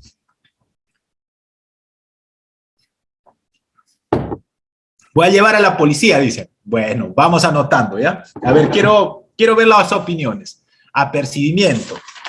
Ya, pero ¿cómo lo voy a percibir? A ver, alguien que me dijo apercibimiento, ¿cómo lo voy a percibir? Apercibimiento, me dice, ¿ya? Y le voy a llevar a la policía y lo voy a percibir. ¿Qué hago como asistente en función fiscal? ¿Qué haría usted? Estamos en el reiterativo número 20 y el plazo está por vencernos, ¿ah? Porque recuerden que nosotros trabajamos bajo plazo del sistema de gestión fiscal y el plazo legal. A ver, ¿alguien más? A ver, voy a ver en el chat, a ver qué dice. De ser denunciado penalmente, ya. A ver, otorgar un plazo de 5 días para que remita lo solicitado bajo apercibimiento y remitirse copias por desobediencia. Ah, ¿pero va a surtir efecto eso? ¿Qué tal no surte efecto? Algo más. Ya. Pongamos ese supuesto de que han puesto, ¿no? Apercibimiento de denuncia por desobediencia a la autoridad. Y no remite, pues. Pero tú, ¿con eso has agotado tus actos de investigación? ¿Estás contento con eso? ¿O tienes que hacer algo? A ver. Ya, yo le voy a denunciar a este alcalde porque no me remitió. ¿Cumplió su objetivo mi acto de investigación? Ser recabado mediante acta fiscal. Ya, para recabar con acta fiscal, ¿qué debo hacer? A ver, ¿alguien más? A ver, vamos. ¿Cómo ejecutas un apercibimiento ahí? ¿Qué tenemos que poner? Para que no te ocurra eso, hay un cliché que tenemos que usar. ¿Correcto? Un cliché que da muchos resultados. Ya vamos por ahí. Van bien por ese tema. Lo que podemos poner es, en una providencia o disposición fiscal, claro, ese tema, exhibición forzosa, ¿correcto? En esa providencia o disposición fiscal, en una parte, pongamos punto número 3, se autoriza la exhibición forzosa de documentos públicos en caso no sean remitidos dentro del plazo establecido, bajo apercibimiento de proceder con la denuncia penal contra los funcionarios o servidores que correspondan. Si yo pongo ese cliché en esa disposición o en esa providencia y he enviado el oficio, y el oficio tiene que ser claramente en ese expreso, tiene que decir, remita la información X dentro del plazo de 5 días bajo apercibimiento de exhibición forzosa y de proceder con la denuncia penal que corresponda. No pongamos. Y ha pasado ya el plazo, pues, el reiterativo, nada. Yo no hago el reiterativo, basta un oficio, no me cumple dentro del plazo que he establecido, ejecuto el apercibimiento que lo he señalado. ¿Qué voy a hacer? Fiscal, con su asistente, se apersonan a la entidad estatal, X. Y lo que van a hacer es, directamente, ¿dónde está el documento que yo estoy pidiendo? Me voy a entrevistar primero con el representante de la entidad, tal vez gerente municipal, alcalde, no sé, secretario general, alguien debe representar a la entidad. Usted no hable con el personal de seguridad directo, yo quiero hablar con la cabeza de esa entidad. Y una vez que estoy ahí, debo tenerlo ya, pues el asistente por eso tiene que ser proactivo, debe tenerlo ya el cargo, la notificación, cómo se mandó el oficio, entre otros, debe estar ahí a la mano. Mostrarle, vengo a ejecutar el apercibimiento. ¿Dónde está la información? ¿Nos va a brindar o no nos va a brindar la información? Sí, doctor, le vamos a brindar porque estábamos justo sacando la copia, danos un plazo determinado para cumplir, ya máximo 48 horas. Y que se establezca en acta ese apercibimiento. En caso de que no quiera, ejecuto la exhibición forzosa. ¿Qué quiere decir? Voy a solicitar al funcionario público, porque todo funcionario público tiene la obligación de brindar información pública, porque esa información que yo estoy pidiendo es público, y si fuera privado tengo que tener autorización judicial.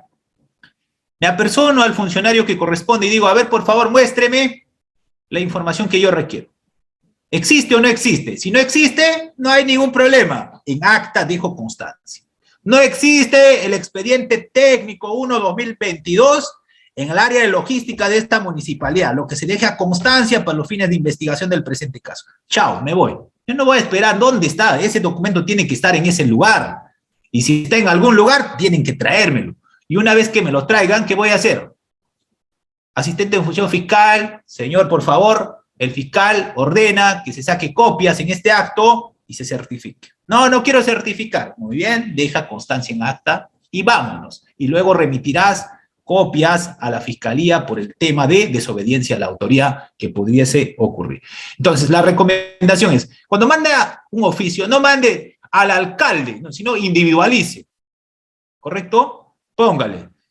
Oficio número, señor, gerente municipal de la Municipalidad Distrital de Chinchero. Correcto. Un nombre, porque si usted pone oficio, alcaldía de X, pero no está individualizando, no va a poder ejecutar el apercibimiento, ¿correcto? Entonces, mi recomendación, sobre todo, en ese tema, es ponerlo en el oficio, la individualización. ¿A quién? Sobre todo si son alcaldes, manden al gerente municipal. El alcalde no, el alcalde está en otras cosas, ni siquiera se entera. El que maneja el tema administrativo, por ejemplo, en las municipalidades, es el gerente municipal. Él tiene que verificar el tema, es el tema administrativo interno. El alcalde, el tema político, otra cosa. Pero si usted quiere mandar al alcalde, lo puede hacer, póngalo el nombre claramente, y el alcalde tendrá que derivarlo a sus diversas áreas. Y tendrá que remitirme esa información. Muy bien. Doctor, si es otra región para ¿qué dice? Movilizarse. Ah, ya, puedo hacer dos cosas.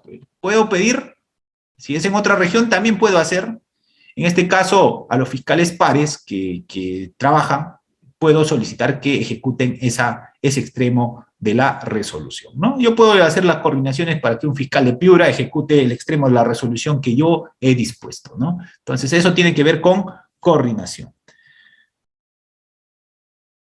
Para eso existen, pues, los exhortos, para eso existen los exhortos. Hoy en día es fácil, ¿no? Porque esto ya llega digitalmente inmediato.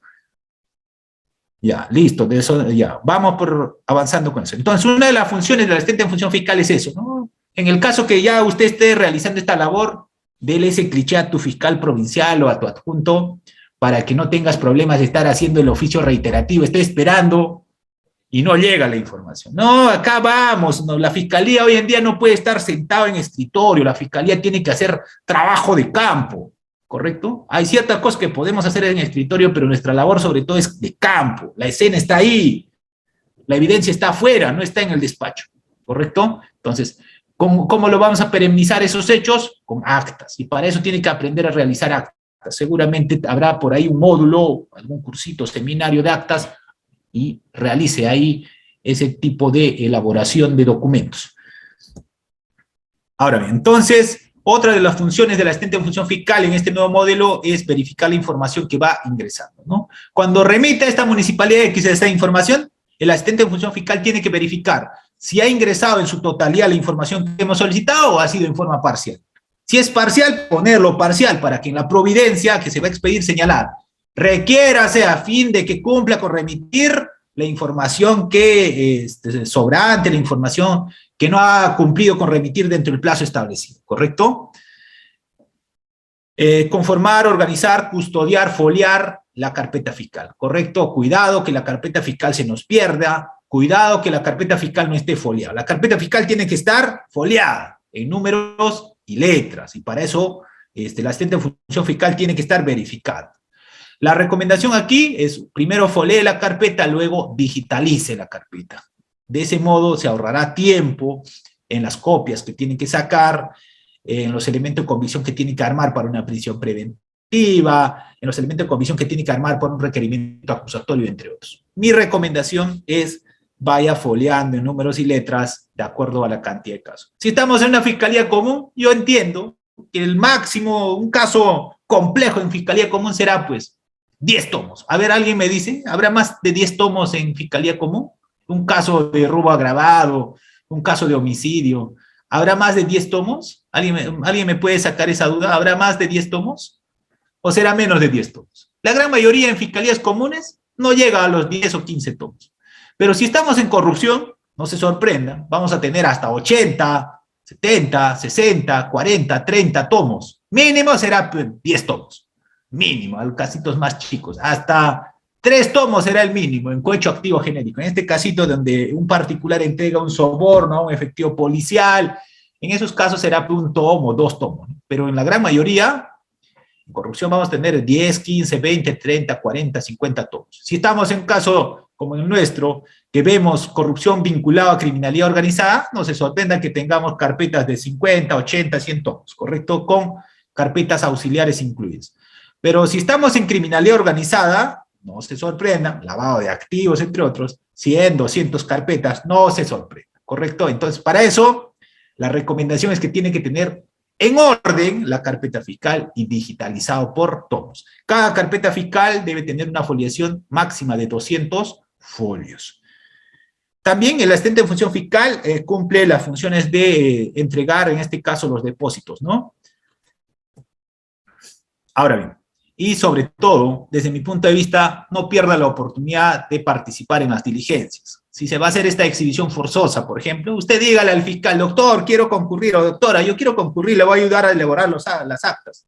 Dos cosas, haga el acta manual, o si no, en el peor de los casos, lleve su computadora y ahí haga. Hoy en día, cuando vamos a concurrir a una institución pública, vamos a tener a disposición ahí sus impresoras, algo.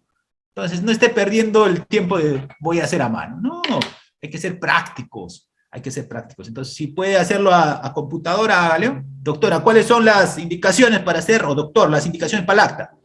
Si usted ya es bien hábil, va a tener ya prácticamente armado. Vaya.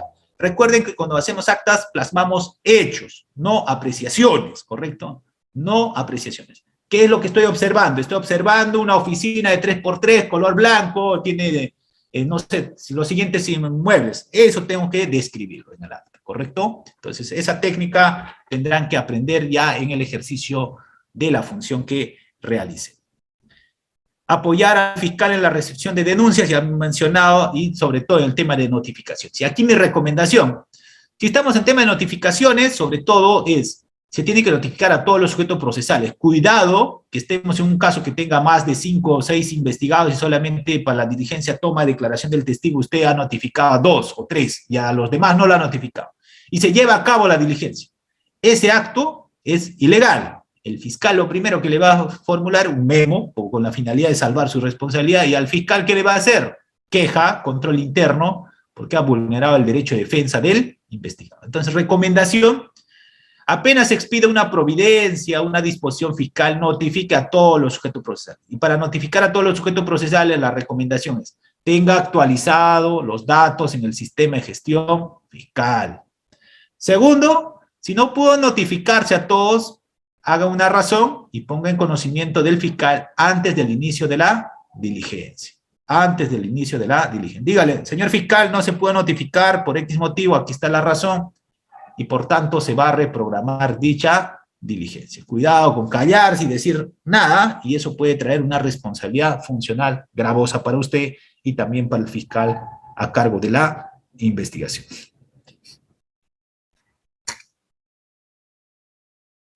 Otra función, apoyar en las labores del turno fiscal. Claro está, en este tema ya es un tema más específico, porque cuando entramos de turno fiscal, se supone que entra de turno todo el despacho, ¿correcto? Y internamente dentro del despacho se van a redistribuir, si va a asumir el turno, por ejemplo, lunes, martes, el fiscal 1, miércoles, jueves, el fiscal 2, jueves y viernes, el fiscal 3, ¿no? Eso internamente.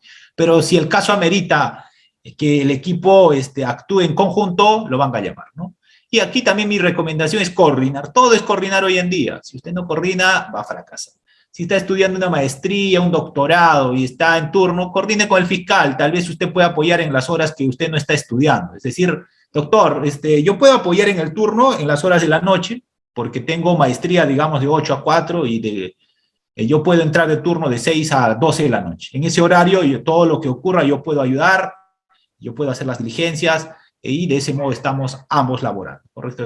No es mencionar, bueno, el de turno que entre el fiscal, yo me desconecto y no sé qué pasará. No es eso. ¿Ya? El asistente de función fiscal o asistente administrativo, cuando entra de turno, el despacho entra todos. La clave está en coordinar para que ciertas labores que puedas hacer no afecten también tus labores académicas, por ejemplo, que estoy comentando, ¿no? Si usted coordina, no tendrá ningún problema. O tal vez pues, vamos a hacer una prisión preventiva y usted puede decir, doctor, yo voy a hacer la formalización o yo voy a hacer el requerimiento acusatorio y usted haga la formalización. Una vez que tenga la formalización, me la pasa y yo le voy a hacer el requerimiento. ¿Y para eso qué tengo que hacer? Coordinar con la policía. El policía que está haciendo las investigaciones que me vaya proporcionando la información de acuerdo al avance de la investigación. Señor policía, mándeme por el WhatsApp hoy en día, por favor, la fotografía en foto o en PDF, el avance de la investigación. ¿Qué ha declarado? ¿Qué dijo? ¿Qué acta se ha realizado? Para estar avanzando, por ejemplo, con la formalización. ¿Correcto? Si no coordina, bueno, pues ya sabe lo que va a ocurrir. Generar las notificaciones, citaciones, como les he mencionado hoy en día, para el tema de las citaciones también hay un cliché que se puede utilizar en esta providencia o disposición fiscal. Podemos poner, se autoriza las notificaciones por medios electrónicos, por cualquier medio electrónico, incluido redes sociales, a los testigos para que puedan concurrir a la diligencia programada. Si yo hago de ese modo en una disposición fiscal o providencia, estoy autorizando que el asistente pueda notificarlo. Y notificar implica ponerle en conocimiento de la contraparte y solicitarle la conformidad. Ahí radica ese cliché. Entonces, yo puedo notificarle por WhatsApp, que he encontrado no sé de dónde, de redes sociales, lo que sea al testigo. Pero le digo, señor testigo, remita su conformidad, es decir, acuse conformidad de la notificación. Ese acto yo lo voy a imprimir y lo voy a colocar en la carpeta auxiliar, ¿correcto? Pero para eso, ¿qué tiene que haber? Esa autorización previa que estamos mencionando en la disposición o providencia. El tema de la certificación se puede hacer manual o también hoy en día lo pueden hacer con computadora, ¿no? Para eso la clave es tenerlo digitalizado. Si un abogado de corrupción le dice, señor asistente, necesito copias de los 80 tomos, usted va a decir, ¿voy a sacar copias de los 80 tomos? No, simplemente ingreso a mi computadora y empiezo a imprimir. Listo. O tal vez le puedo decir, señor abogado, ¿usted quiere digital o físico? Verifico cuánto ha pagado, hoy en día 10 céntimos, 0.10 céntimos, y expido la copia, dejando siempre constancia de ese acto, ¿correcto? Y coordinando con el fiscal, es decir, ingresa el escrito, usted tiene que comunicar al fiscal, por ejemplo, de la solicitud de copias, cuánto ha pagado, verificar cuántas hojas se le va a expedir y luego dar la expedición de las copias. Esta tiene que ser autorizada con una providencia fiscal en un caso práctico. En cuanto al asistente administrativo, mencionar también que en la práctica cumple casi las mismas funciones que el asistente en función fiscal. Lo único que varía dentro de la fiscalía, desde mi punto de vista personal, es en cuanto a los requisitos para su ingreso y a la remuneración. En cuanto a los requisitos para su ingreso, un asistente en función fiscal tiene que ser un bachiller, mínimamente un bachiller en Derecho, y el asistente administrativo puede ser un estudiante de Derecho desde el 4º ciclo, ¿correcto? Y su remuneración también va a variar en cuanto al tema de ingresos económicos. Asistente en función fiscal podrá ganar entre un promedio de 3.200 hasta 4.200 en ese promedio, y un asistente administrativo entre 2.800 y 3.200 nuevos soles, aproximadamente con las últimas convocatorias que se dio. Entonces, en la práctica, el asistente administrativo cumple también casos similares o funciones similares que el asistente en función fiscal, pero entre otras está recibir, registrar en el sistema informático el ingreso de escritos. Esto, por ejemplo, es el tema de mesa de partes, ¿no? Clasificar también la información, también puede expedir copias, puede hacer la foliación, entre otros. Esto va a depender mucho de internamente cómo se va a redistribuir el personal por parte del fiscal provincial. En cuanto a la línea de autoridad, esta depende directamente del fiscal del caso. En un despacho fiscal, ¿de quién va a depender? Del provincial y del adjunto, ¿no? Del adjunto. Normalmente el que va a disponer el tema de personal va a ser el fiscal provincial. A ver, vamos avanzando un poco más. Ahora bien, entonces, no olvidarse que nuestra labor dentro del Ministerio Público está enfocado sobre todo al tema de la búsqueda y obtención de elementos de comisión. Dentro de esta labor, el asistente en función fiscal puede expedir o hacer los borradores, los proyectos, igual que el asistente administrativo, de disposiciones, requerimientos y providencias, ¿correcto? Para esto existe una técnica, sobre todo trabajamos con modelos, y estos modelos deben mejorarse cada vez más de acuerdo al caso concreto, y de ese modo no tendremos problemas. La base legal de la expedición de las disposiciones de requerimientos: 122.1, 122.5, el 64.1, entre otros. Un asistente en función fiscal que domine proyección de documentos no tendrá ningún problema en su labor dentro del Ministerio Público. Muy bien.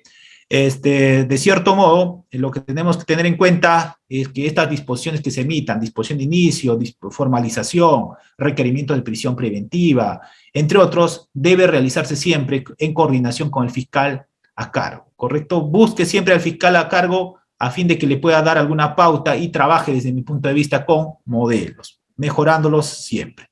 El lenguaje en este tipo de documentos que vamos a expedir debe ser claro respecto al receptor del mensaje, que viene a ser el investigado, el agraviado, entre otros, o el juez. Muy bien, entonces con esas precisiones vamos a ver cómo vamos por el tema del tiempo. Vamos a dar por finalizada esta sesión y indicar que vamos a entrar a la ronda de preguntas a fin de poder absolver las dudas de los participantes. Muy bien, con eso damos por finalizada esta parte de nuestra sesión del día de hoy.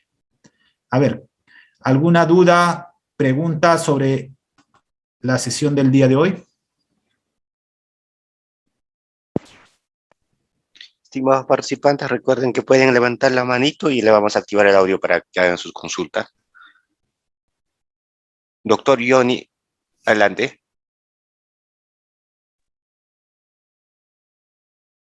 Adelante, doctor, le escucho. Adelante, doctor, le escucho. Doctor, buenas tardes. Quisiera saber si el es o más. Se le escucha muy bajo, doctor. Que lo escriba por el chat mejor, doctor. De ese modo yo lo voy a leer. ¿Ya? A ver, no le escucho bien. Otra pregunta, a ver, otra persona. Doctor Bonilla. Buenas tardes, doctor. ¿Me escucha? Adelante, le escucho.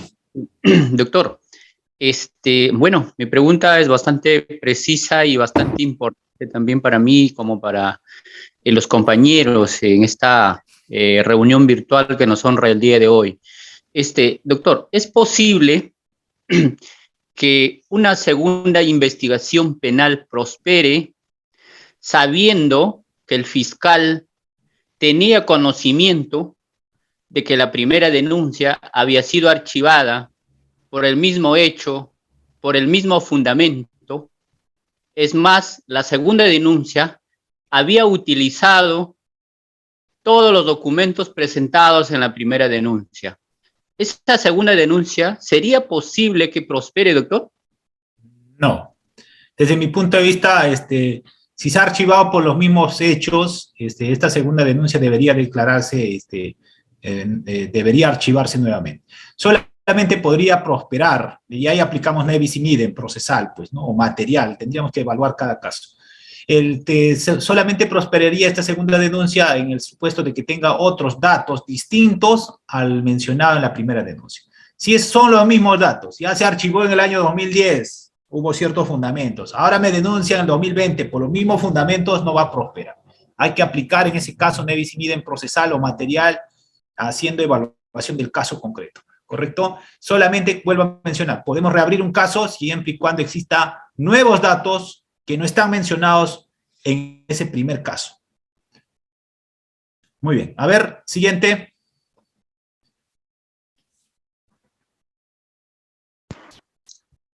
Doctora Salomé, adelante, ¿puede activar su audio? A ver, les escucho.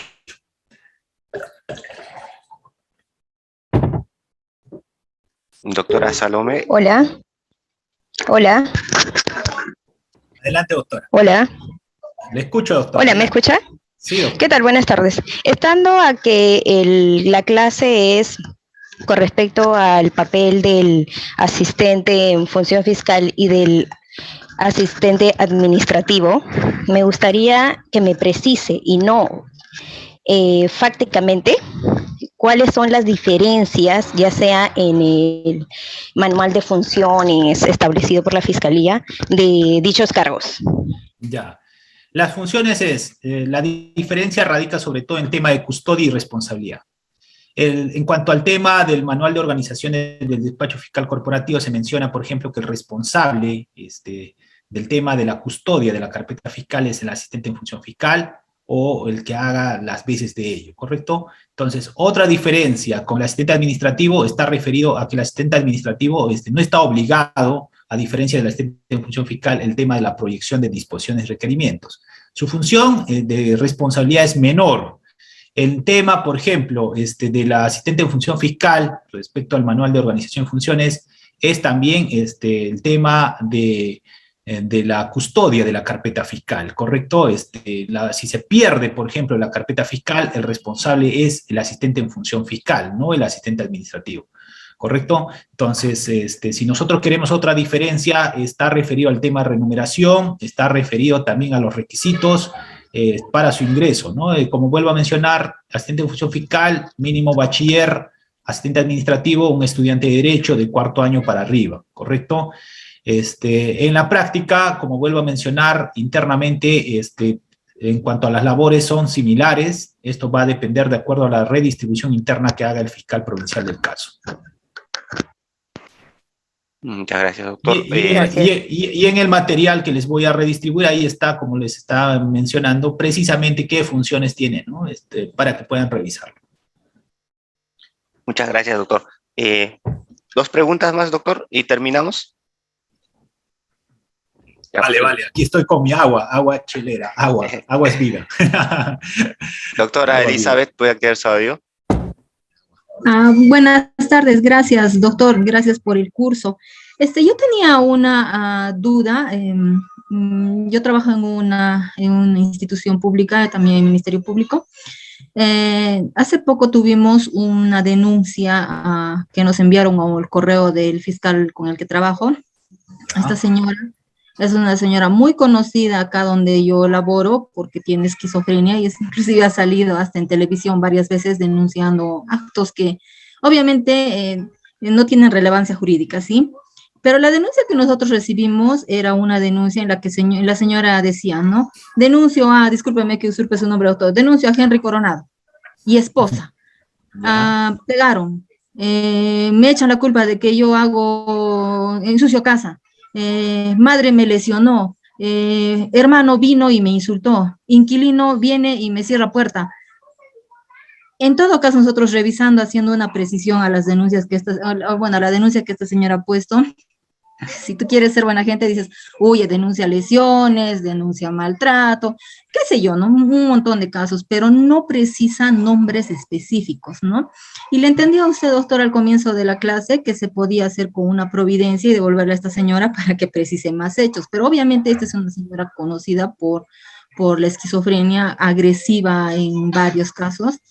La solución que me dio mi jefe inmediato superior fue hacer una disposición de apertura de investigación, obviamente por un delito genérico, y me dijo, enviaremos esto a la comisaría y la comisaría con el poder coercitivo que tienen, hablarán con esta señora, si la señora persiste, precisa datos, precisa esto, bien, si no nos harán el informe y con esto se archiva, ¿no? En todo caso, mi duda era, doctor, ¿en qué caso se puede hacer una providencia, no? Ahora tengo también otros casos en los cuales yo podría devolverles porque a veces no precisan específicamente el hecho o dónde se ha dado, cómo se ha dado, cuándo se ha dado, ¿no?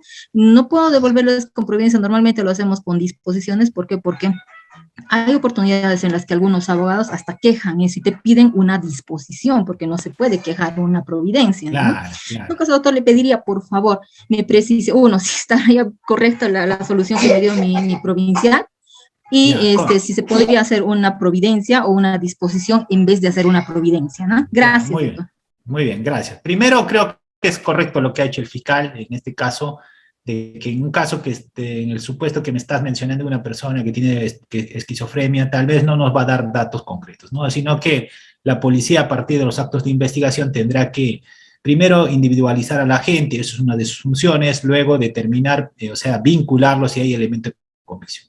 Respecto al tema de la providencia, lo que yo mencionaba es para los supuestos donde el denunciante menciona de una manera muy genérica el hecho y yo necesito algo concreto para hacer mis actos de investigación. Para eso yo tengo que iniciar, esto es cuando ingresa la noticia criminal recién, ¿correcto? Entonces ahí antes de disponer diligencias preliminares yo puedo expedir una providencia. Con esa providencia yo todavía no estoy aperturando investigación. Lo que estoy diciendo es primero me estoy informando para yo disponer inicio de diligencias preliminares. Por eso, como antecedente de la disposición de diligencias preliminares será la denuncia que ha puesto por cualquier medio, aunado a esa declaración donde va a precisar el tema fáctico. Entonces, con eso yo tendré como sustento para mencionar en el tema fáctico de qué caso estamos investigando, ¿correcto? Esa es mi recomendación. Entonces, para emitir pronunciamiento de fondo siempre lo vamos a hacer con disposición, ¿no? Entonces, mi recomendación es cuando ustedes tengan un caso genérico y vean que no ha precisado lugar, tiempo, entre otros, llámenlo al denunciante con una providencia antes de disponer inicio de diligencia preliminar. ¿Podemos apertura de diligencia preliminar? Sí, pero el siguiente acto va a ser que voy a tener que sacar otra disposición de precisión fáctica. En vez de hacer eso, una providencia algo pequeña, porque prácticamente va a ser sobre todo al tema fáctico, ¿no? Para que yo pueda tener claro sobre qué tema voy a aperturar de investigación y qué actos de investigación voy a enfocar. Muy bien. Siguiente. Doctor Luis Antonio, ¿puede activar su audio, doctor?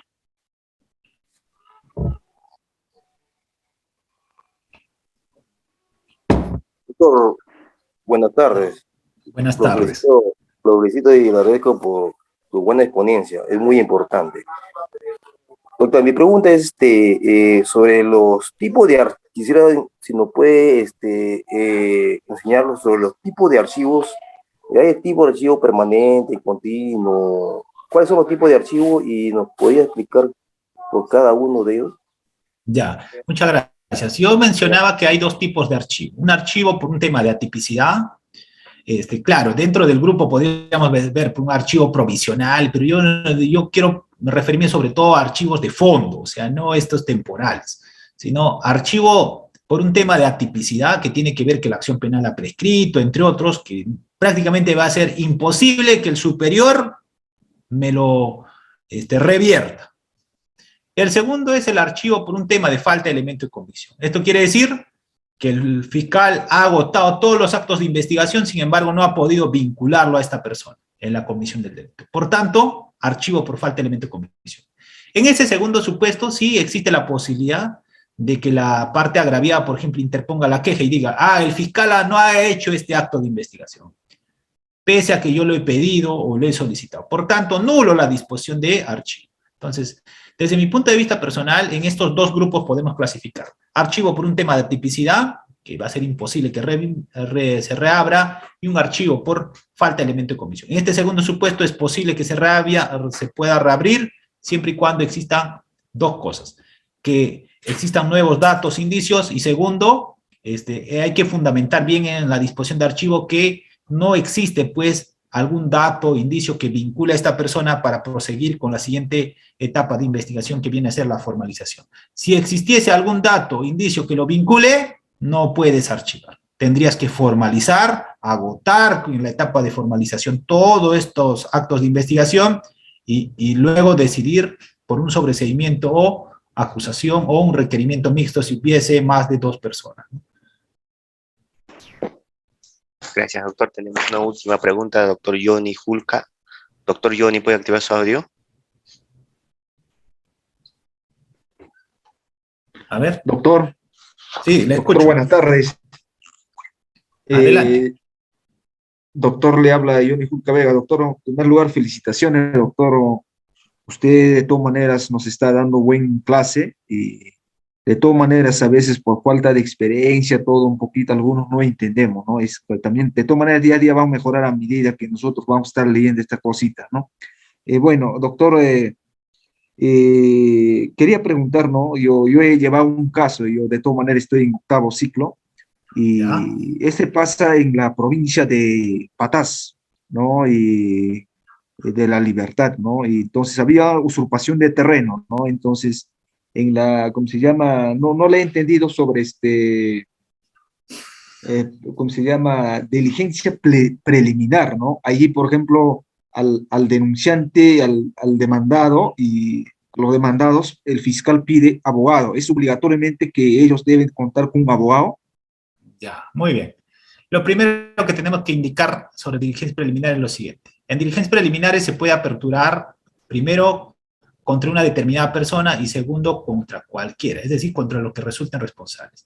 En el caso en concreto de diligencias preliminares que se aperture contra una persona determinada, es decir, individualizada, esta persona tiene que tener abogado defensor de su libre elección o un defensor de oficio que pueda representarlo. No se puede hacer investigación si es que esta persona no tiene un abogado defensor, ¿correcto? Fiscalía tiene que coordinar, en caso de que esta persona no tenga abogado defensor, con defensa pública para que pueda realizar cierto tipo de actos en concreto.